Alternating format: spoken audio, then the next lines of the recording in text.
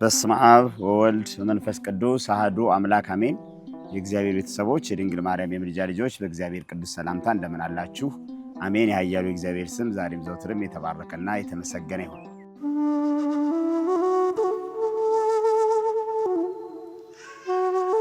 አስቀድማችሁ መንግስቱን ፈልጉ ሌላው ነገር ይጨመርላችኋል ነው የተባልነው። ማቴዎስ ወንጌልን ምዕራፍ 6 ከቁጥር 25 ጀምሮ እንድታነቡት ጋብዛችኋለሁ። ስለዚህ ለነገ በመጨነቅ ለነገ በማሰብ መድከም የለብንም። ለዚህም ነው እኮ በመጽሐፍ ቅዱስ በተለይ ይሄን ማንበብ ፈልጋለሁ። በእውነት በጣም ነው የሚያስደስተው ይቃል። በተለይ በማቴዎስ ወንጌል ምዕራፍ 6 ከቁጥር 25 እስከ 34 ስለዚህም እላችኋለሁ ለነፍሳችሁ በምትበሉትና በምትጠጡት ለስጋችሁም በምትለብሱት አትጨነቁ። አያችሁ፣ ለነፍሳችሁ በምትበሉትና በምትጠጡት። እንግዲህ ነፍስ የምትበላ የምትጠጣ ሆና ሳይሆን እንግዲህ ሰው የነፍስና የስጋ ውህደት ነው። እስመ ነፍስ ተሐድር በደም ነውና ካልበላ እንደማይኖረንም ስለዚህ ደማችን ደግሞ ነፍሳችን በደማችን ውስጥ ስለምታድር ስለዚህ ነበለ ስጋ ይተቀውም ነፍስ የሚለውም ለዛ ነው። ያለ ስጋ ነፍስ አትቆምም፣ ያለ ነፍስም ደግሞ ስጋ አትቆምም። ስለዚህ ነፍስ የሌለው ስጋ ያው እንደሚታወቀው ሰው አይባልም፣ አስከሬን ነው የሚባለው። እንደገና ደግሞ ነፍስ የሌለው ስጋ የሌለውም ነፍስ ደግሞ ሰውነት ሊባል አይችልም። ሰውነት የስጋም የነፍስም ውህደት ስለሆነ ስለዚህ ምን አለ? ነፍሳችሁ በምትበሉትና በምትጠጡት አለ፣ ለስጋችሁም በምትለብሱት አትጨነቁ። ስለዚህ በምንለብሰው ነገር መጨነቅ የለብንም ማለት ነው። ሰው እኮ ይሄ ልብስ ለብሼ አላመረብኝም ብሎ ራሱ ይጨነቃል። ይሄን ሁሉ ልብስ ይሄን ያክል ልብስ የለኝም ብሎ ይጨነቃል። ይሄን ያክል ልብስ የለኝም የምቀያየራቸው ልብሶች የሉኝም ብሎ ስለ ልብሱ የሚጨነቅ ሰው አለ። ስለዚህ ለዚህ ነው አትጨነቁ የሚለን ማለት ነው። በተለይ ሴቶች እህቶቻችን በዚህ ላይ በእርግጥ ወንዶችንም ይመለከታል። አንዳንዶችን ሴቶችንም ቢሆን ሁሉንም የሚመለከት አይደለም። ነገር ግን ይሄ ልብስ በቃ አማረብኝ አላማረብኝ ጭንቀት ሆኗል እኮ። ነፍስ ከምግብ አትበልጥምን ይላል። አያችሁ፣ ስጋ እስከ ልብስ አይበልጥምን? የማይዘሩና የማያጭዱ በጎተራም የማይሰበስቡ የሰማይ ወፎችን ተመልከቱ። አያችሁ፣ በጎተራ የማይሰበስቡ የሰማይ ወፎችን ተመልከቱ። ስለዚህ የሰማይ ወፎችን የተመለከተ ሰው እንዴት ይጨነቃል? ይሄ ማለት ግን የድርሻችን አንወጣ ማለት አይደለም። የሰማይ ወፎች ጎጆ ይሰራሉ። ስለዚህ የድርሻቸውን ይወጣሉ። ከዛ በኋላ እግዚአብሔር ሌላውን ይጨምርልናል ማለት ነው። ሌላውን ነገር እሱ ያዘጋጃል። ስለዚህ እኛ የሚፈለገውን ነገር የሚጠበቅብንን መጣር ነው። ለምሳሌ ገበሬው ምንድን ነው የሚያደርገው? ከጎተራው እህሉን አውጥቶ ጭቃ ላይ ይለውሳል አይደል? እህሉን ከዛ በኋላ ማብቀል፣ ዝናብ አዝንቦ ማብቀል፣ ከዛ በኋላ እንደገና ደግሞ እንዲያድግ ማድረግ፣ እንዲያሸት ማድረግ የእግዚአብሔር ስራ ነው። መኮትኮት የገበሬው ነው። ስለዚህ ከኛ የሚጠበቅ ድርሻ አለ፣ ከእግዚአብሔር የሚጠበቅ ደግሞ ድርሻ አለ። እግዚአብሔር የሚጠበቅበትን ይወጣል፣ እኛ ደግሞ የሚጠበቅብንን መወጣት ያስፈልጋል እንጂ መጨነቅ አያስፈልግም ማለት ነው። ምክንያቱም እስኪ ደግሞ ወደ ታች ዝቅ ብለን ስናየው በጣም ያስረዳናል። ሰማያዊ አባታቸው ይመግባቸዋል ነው የሚለው የሰማይ ወፎችን። እናንተ ከነርሱ እጅግ አትበልጡምን ይላል። እሺ ከዛስ? ከናንተ ተጨንቆ በቁመቱ ላይ አንድ ክንድ መጨመር የሚችል ማን ነው? ከናንተ ተጨንቆ በቁመቱ ላይ አንድ ክንድ የሚጨምር ማን ነው? አንድ ስንዝር የሚጨምር ማን ነው? አንድ ሴንቲሜትር ሚሊሜትር ይሄን የሚጨምር ማን ነው? ማን የሚጨምር አለ? እንዲያውም እኮ ስንጨነቅ ያለንን ነው የምናጣው። ስንጨነቅ እኮ ውስጣዊ ያለንን አመለካከት መልካም እሳቢያችንን ነው የምናጣው። ስለዚህ ሰው በተጨነቀ ቁጥር ምስጋና ቢስ ይሆናል። ሰው በተጨነቀ ቁጥር እግዚአብሔርን እያጣ ነው የሚሄደው። ስለዚህ ያን ጭንቀት እያስወገደ ወደ እግዚአብሔራዊ ክብሩ እየተመለሰ ሲመጣ ደግሞ መንፈሳዊ ሰላሙ እየተመለሰለት ከእግዚአብሔር ጋር የሚኖረው ህብረት እየጨመረ ይሄዳል ማለት ነው። ስለዚህ ምን አለን እግዚአብሔር አምላካችን? በቁመቱ ተጨንቆ በቁመቱ ላይ አንድ ክንድ የሚጨምር ማን ነው አለ። ስለ ልብስ ስለምን ትጨነቃላችሁ? የምድር አበቦችን እንዴት እንደሚያድጉ እዩ። አይደክሙም አይፈትሉም። ነገር ግን እላችኋለሁ ሰለሞንስ እንኳ አለ በዚያ ሁሉ ክብሩ ከነዚህ እንዳንዱ አልለበሰም። እግዚአብሔር ግን ዛሬ ያለውን ነገም ወደ እሳት ምድጃ የሚጣለውን የምድረ በዳ ሳር እነሆ እንደዚህ የሚያለብሰው ከሆነ አያችሁ። ሳርም እኮ በምድርን በሳር አልብሷት ያ ሳር የሚደርቅ ነው። ያ በዛ በሚደርቅ ሳር ምድርን አለምልሞ ካለበሳት እናንተ ሃይማኖት የጎደላችሁ እናንተንም አይልቁንም እንዴት ባሪያው የፈጠራችሁ በምሳሌ የሰራችሁ በእጆቹ መጥቶ ወርዶ ያዘጋጃችሁ ያበጃችሁ በሕያው እስትንፋሱን እፍ ብሎ ያከበራችሁ ክቡር ፍጥረት እጅግ ድንቅ ፍጥረት ለእናንተማ እንዴት ይሄን አያደርግላችሁ ይለናል እግዚአብሔር።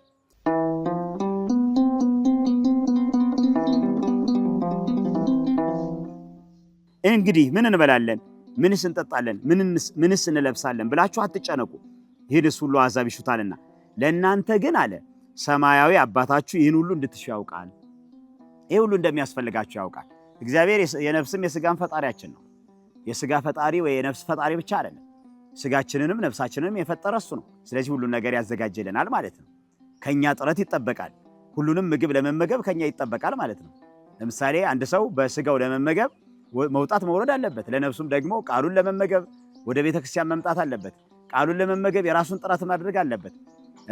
ቅዱስ ስጋውና ክቡር ደሙን ለመመገብ ምግቡን ሰማያዊ ምግቡን ለመመገብ በንጽህና መኖር መቻል አለበት፣ መዘጋጀት አለበት፣ በንስሐ ሳሙና መታጠብ አለበት። ስለዚህ ከኛ የሚጠበቃል፣ እግዚአብሔር ደግሞ የሚጠበቅበትን ያደርግልናል። በዚህ ሐሳብ ማሰብ እናንተስ አስቀድማችሁ አለ የእግዚአብሔርን መንግስት ጽድቁንም ፈልጉ። አስቀድማችሁ የእግዚአብሔርን መንግስት ጽድቁንም ፈልጉ። አንደኛው ለጭንቀታችን ዋና ምክንያት ከሆነው በዚህ ዘመን ምንድነው ከተባለ አብዛኞቻችን የምናስበው ስለ ስጋዊ ነገራችን ነው። አስቀድመን የምንፈልገው ስለ ስጋዊ ሐሳባችን ነው። እግዚአብሔርን ራሱ እኮ በጣም እግዚአብሔር ታዝቦናል። ቤተክርስቲያን እኮ ስንመላለስ፣ ቤተክርስቲያን ስንመጣ፣ ቤተክርስቲያን ስናስቀድስ፣ ቤተክርስቲያን ኪዳን ስናደርስ፣ በቤተክርስቲያን በቁርባን ህይወት ስንኖር እኮ ይሄ ሁሉ በነፍስ ማንነት እየኖርን የሚገርማችሁ የምናስበው ግን ስጋ ነው። ለምን ሀብት አልሰጠህንም? ለምን ስራ አላስያዝከንም? ለምን ደህና ደሞዝ አልሰጠህንም? ለምን ኑሯችን አልተለወጠም? ለምን ህይወታችን በጣም አልተቀየረም? ለምን የተለየ ቤት አልሰጠህንም? ለምን መኪና አልያዝንም? ለምን እንደፈለግን በምድር ላይ እንድንኖር አላደረከንም? ለዚህ አይደለም። እግዚአብሔር በምድር ላይ ያኖረን በምድር ላይ እንደፈለግን እንድንሆን አይደለም። በእርግጥ በምድር ላይ ቢሆን ምድርን አርሰን ቆፍረን አለስልሰን በምድር ተደስተን እንድንኖር እግዚአብሔር ይፈልጋል። እንድንጨነቅ አይፈልግም። ለዚህ ነው በነፃነት ልንኖር ክርስቶስ ነፃ ወጣን። ከእንግዲህ በባርነት ቀንበር አትያዙ ገላትያ 5:1 ላይ ተናገረው። ስለዚህ በራሳችን ማንነት ግን በባርነት ቀንበር፣ በኃጢአት ቀንበር፣ በዓለም ምኞት፣ በዓለም ሐሳብ፣ በዓለም ዝባዝንኬ፣ በዓለም ምናምንቴ ግን ስንኖር ጭንቀታችን እንዳይበዛ እግዚአብሔር ይፈልጋል። ስለ ምድራዊ ነገር ብቻ በመጨነቅ ሰማያዊ ነገር እንዳናስብ ከከለከለን ነው ችግሩ እንጂ ምድራዊ ነገራችንንም አንኑር ማለቱ አይደለም እግዚአብሔር። ነገር ግን እኛ ምድራዊ ስንሆን ሰማያዊ ነን ነው። ምድራዊ ስንሆን ሰማያዊ ጭምር መሆናችን መዘንጋት የለብንም። እሱን አስበን አስቀድመን የነፍሳችንን ነገር ለነፍሳችን የሚያስፈልገውን ነገር አስቀድመን ጽድቁን አስቀድመን የእግዚአብሔር መንግስቱን ከፈለግን ሌላው ነገር እንደዳረጎት ይጨመርልናል። ሌላው ነገር እንደዳረጎት ይጨመርልናል። ለዚህ ነው ይህም ሁሉ ይጨመርላችኋል ለነገ አትጨነቁ ይላል። ነገ ለራሷ ታስባለችና። ስለዚህ ለነገ በመጨነቅ እኮ የዛሬውን እናጣለን። በነገራችን የዛሬውን እናጣለን። ለዛሬውም ደግሞ ክብር አይኖርንም። ለዛሬው ቦታ አንሰጥም። የዛሬውን ምንም እናጣው። አንድ ሰው ለነገ ሲጨነቅ የዛሬውን ምንም ሳይሰራ ያልፍበታል። ስለዚህ ሰው ዛሬን እስካለ ድረስ ለዛሬ አስቦ ሳይጨነቅ እሱም ሳይጨነቅ ለዛሬ ማድረግ ያለበትን አድርጎ ጥረት አድርጎ እግዚአብሔር እንደሚያከናውንለት አስቦ በዚያ ማንነት መድከምና መጣር ያስፈልጋል። ለዚህ እኮ ነው በጣም በመጽሐፈ ነህምያ በጣም የሚደንቀኝ ቃል አለ። ምዕራፍ 2 ቁጥር 20 ላይ ምንድነው የሚለው? የሰማይ አምላክ ያከናውንልናል፣ እኛ ባሪያዎቹ ተነስተን እንሰራለን። የሰማይ አምላክ ያከናውንልናል፣ እኛ ባሪያዎቹ ተነስተን እንሰራለን። የሰማይ አምላክ እንደሚያከናውንልን አምነን እኛ ባሪያዎቹ ተነስተን እንሰራለን። በነገራው ስራ ደግሞ መለየት መቻል አለበት። ሁሉም ነገር አሁን ለምሳሌ ሁሉንም ነገር እግዚአብሔር አይባርክም። ክፉውን ስራ አይባርክልን፣ መጥፎውን ስራ አይባርክልን። በጎውን ስራ፣ ጥሩውን ስራ፣ ደጉን ስራ፣ ለሰው የሚጠቅም ስራ፣ ለራሳችንም ለሰውም የሚጠቅም ከሆነ እግዚአብሔር እሱን ስራ ይባርክልናል። ካለበለዚያ እኮ ሰው ነገ ጓደኛውን እንዴት ማጥፋት እንዳለበት፣ ሀገሩን እንዴት ማጥፋት እንዳለበት ይሄን እግዚአብሔር ሊያሳካለት፣ ይሄን እግዚአብሔር ሊያከናውንለት፣ ይሄን ጸሎቱን ሊሰማው አይችልም። ነገር ግን በራሱ ሐሳብ፣ በራሱ ክፋት፣ በራሱ ምኞት ለማይረባ አእምሮ አሳልፎ ሰጣቸው እንዲል በማይረባ አእምሮ ተነሳስተው ግን ሀገርን የሚንዱ፣ ህዝብን የሚያፈርሱ፣ ህዝብን የሚያጠፉ፣ ህዝብን የሚገድሉ ዛሬም ድረስ በሀገራችን በኢትዮጵያ ተንሰራፍተዋል።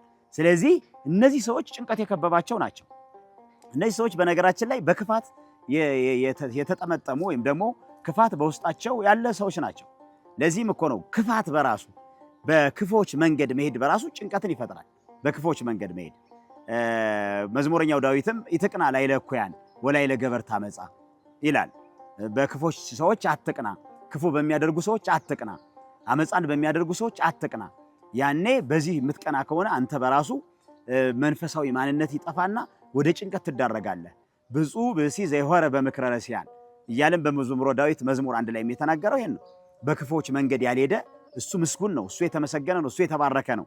ወዘኢነበረ ውስተ መንበረ መስተሳልቃን በሚሳለቁ ሰዎች፣ በሚያፌዙ ሰዎች፣ በዋዘኞች ወንበር ያልተቀመጠ፣ በክፎች ወንበር ያልተቀመጠ፣ በእግዚአብሔር ላይ በሚቀልዱ፣ በቅድስና ላይ በሚቀልዱ፣ በቤተክርስቲያን ላይ በሚቀልዱ፣ በክርስቲያኖች ላይ በሚቀልዱ እግዚአብሔር ዙፋን ሰጥቷቸው፣ እግዚአብሔር ወንበር ሰጥቷቸው፣ እግዚአብሔር ስልጣን ሰጥቷቸው፣ እግዚአብሔር መቀመጫ ሰጥቷቸው ሰው እንዳይቀመጥ የከለከሉ እነዚህ ክፎች ናቸው።